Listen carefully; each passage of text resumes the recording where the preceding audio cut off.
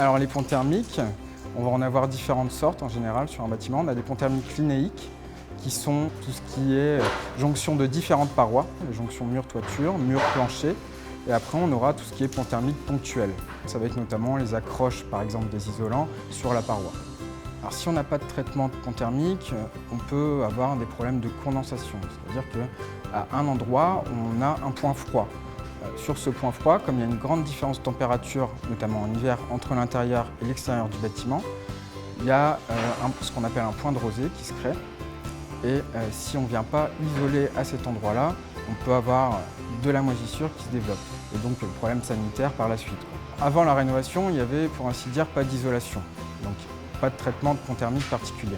La difficulté, c'est que pour faire du passif, en général, la façon la plus efficace, c'est de traiter l'isolation par l'extérieur. Sur ce type de bâtiment, on a un classement UNESCO qui nous empêche de faire une isolation par l'extérieur.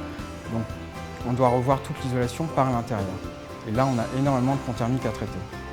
On va venir essayer de traiter chaque pont thermique indépendamment. Toutes les jonctions de murs ont été traitées, donc on a un isolant qui vient se juxtaposer avec un autre.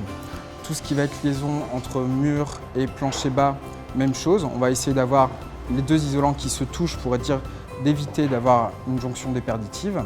Ensuite, on va avoir tout ce qui est pont thermique de plancher intermédiaire, qui n'était généralement pas traité sur les anciennes constructions.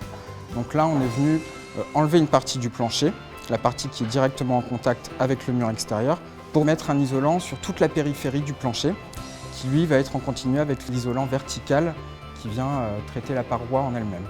Donc pour les solives, on vient épouser la solive avec un isolant, de façon à limiter au maximum le pont thermique linéique. Au niveau des ébrasements de fenêtres, on est venu ajouter 5 cm d'isolant sur tout le tour de la fenêtre. Donc il a fallu recreuser en fait la maçonnerie pour permettre de glisser un isolant à cet endroit-là. Cet isolant, lui, va être en continuité avec l'isolant du mur et du coup, on aura limité le pont thermique au niveau des fenêtres.